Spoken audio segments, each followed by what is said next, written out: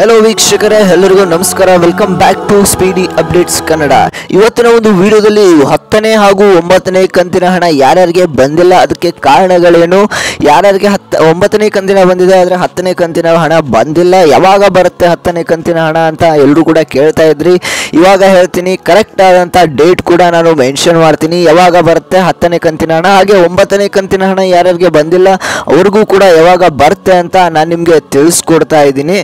ಬನ್ನಿ ವೀಕ್ಷಕರೇ, ಹಾಗಾದ್ರೆ ವಿಡಿಯೋನ ಮುಂದುವರಿಸೋಣ। ಅದಕ್ಕಿಂತ ಮುಂಚೆ ಯಾರೆಲ್ಲ ವಿಡಿಯೋನ ನೋಡ್ತಿದ್ದೀರಾ ಇವಾಗಲೇ ನಮ್ಮ ಚಾನಲ್ಗೆ ನೀವು ಸಬ್ಸ್ಕ್ರೈಬ್ ಮಾಡ್ಕೊಳ್ಳಿ, ಯಾಕಂದ್ರೆ ನಾನು ನಿಮಗೆ ಬಿಡುವಂತ ಎಲ್ಲ ಅಪ್ಡೇಟ್ಸ್ ಕೂಡ ನಿಮಗೆ ಬೇಗ ಬಂದು ತಲುಪುತ್ತೆ। ಪಕ್ಕದಲ್ಲಿರೋ ಬೆಲ್ ಬಟನ್ ಕೂಡ ನೀವು ಪ್ರೆಸ್ ಮಾಡಬೇಕಾಗುತ್ತೆ।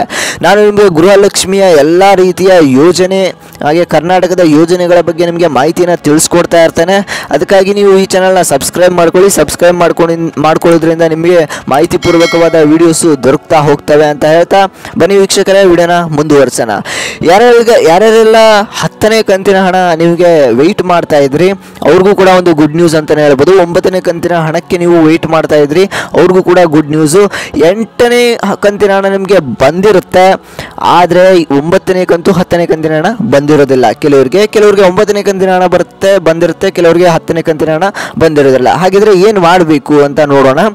ಏಪ್ರಿಲ್ 26ನೇ ತಾರೀಕು ಎಲೆಕ್ಷನ್ ಇದ್ದ ಕಾರಣ ಅದರ ಹಿಂದಿನ ದಿನನೇ ನಿಮಗೆ ಟೋಟಲ್ ಆಗಿ 2 ಕಂತಿನ ಹಣ ನಿಮಗೆ ಬಂದಿರಲಿಕ್ಕಿಲ್ಲ।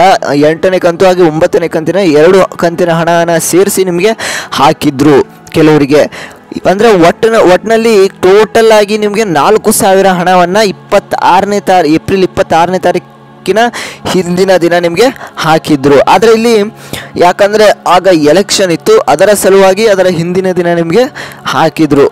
ಟೋಟಲ್ ಆಗಿ 4,000 ಹಣನ ಗೃಹಲಕ್ಷ್ಮಿ ಯೋಜನೆಯ ಫಲಾನುಭವಿಗಳಿಗೆ ಅವರ ಖಾತೆಗೆ 4,000 ಹಣಗಳನ್ನ ಜಮಾ ಮಾಡಿದ್ರು। ಆದರೆ ಈಗ ಮೇ 2ನೇ ತಾರೀಕು ನಿಮಗೆ ಎರಡನೇ ಹಂತದ ಲೋಕಸಭಾ ಚುನಾವಣೆ ನಡೀತಾ ಇದೆ। ಮೇ 6, 7 ಈ ಒಂದು ತಾರೀಕಲ್ಲಿ ನಿಮಗೆ 2ನೇ ಹಂತದ ಲೋಕಸಭಾ ಚುನಾವಣೆ ನಡೀತಾ ಇದೆ। ಅಂದರೆ ನಾಳೆ ಮತ್ತು ಇವತ್ತಿನ ಒಳಗಡೆ, ಅಂದರೆ ನಾಳೆ ಮತ್ತು 3ನೇ ತಾರೀಕಾಗಿರ್ಬೋದು 2ನೇ ತಾರೀಕಾಗಿರ್ಬೋದು ಈ ಒಂದು ಡೇಟ್ನ ಒಳಗಡೆ ನಿಮಗೆ 9ನೇ ಕಂತಿನ ಹಣ ಬಂದಿಲ್ಲ ಅಂದರೆ ಇವಾಗಲೇ ನಿಮಗೆ 9ನೇ ಕಂತಿನ ಹಣ ಬಂದು ಜಮಾ ಆಗುತ್ತೆ। 2 ಅಥವಾ 3ನೇ ತಾರೀಕಿನ ಒಳಗಡೆ ನಿಮಗೆ ಬಂದು ಜಮಾ ಆಗೋದಂತೂ ಪಕ್ಕಾ ಅಂತ ಹೇಳ್ತೇನೆ।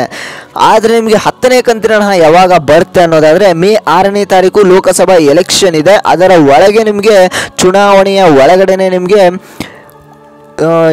10ನೇ ಕಂತಿನ ಹಣವನ್ನು ನಿಮಗೆ ಜಮಾ ಮಾಡಲಾಗುತ್ತೆ। ಯಾಕಂದರೆ ಓಟನ್ನ ಕಳ್ಕೋತಾರೆ ಅಂತಲೇ ಹೇಳ್ಬೋದು, ಯಾಕಂದರೆ ಜಮಾ ಮಾಡಲಿಲ್ಲ ಅಂತಂದರೆ ಓಟು ಲೆಸ್ ಆಗುತ್ತೆ ಅನ್ನೋ ಕಾರಣಕ್ಕೆ ಎಲೆಕ್ಷನ್ ಹಿಂದಿನ ದಿನ ಅಥವಾ 2ನೇ ದಿನ ಇವತ್ತಾದರೂ ಬರ್ಬೋದು, ನಾಳೆ ಆದರೂ ಬರ್ಬೋದು 10ನೇ ಕಂತಿನ ಹಣ ಎಲೆಕ್ಷನ್ ಮುಗಿಯೋದರ ಒಳಗೆ ನಿಮಗೆ 10ನೇ ಕಂತಿನ ಹಣ ಬಂದು ನಿಮ್ಮ ಅಕೌಂಟ್ಗೆ ಜಮಾ ಆಗಿರುತ್ತೆ। ಯಾರೆಲ್ಲ ಇದರ ಗೃಹಲಕ್ಷ್ಮಿಯ ಫಲಾನುಭವಿಗಳು ಅವರಿಗೆ ಇದೊಂದು ಗುಡ್ ನ್ಯೂಸ್ ಅಂತಲೇ ಹೇಳ್ಬೋದು। 8ನೇ ಕಂತಿನ ಹಣ ಬಂದಿಲ್ಲ ಅಂತಂದ್ರೂ ಬಂದು ಜಮಾ ಆಗುತ್ತೆ, 9ನೇ ಕಂತಿನ ಹಣ ಬಂದಿಲ್ಲ ಅಂದ್ರೂ ಬಂದು ಜಮಾ ಆಗುತ್ತೆ, 10ನೇ ಕಂತಿನ ಹಣ ಬಂದಿಲ್ಲ ಅಂದ್ರೂ ಬಂದು ಜಮಾ ಆಗುತ್ತೆ ಮೇ 6ನೇ ತಾರೀಕು ಒಳಗಡೆ।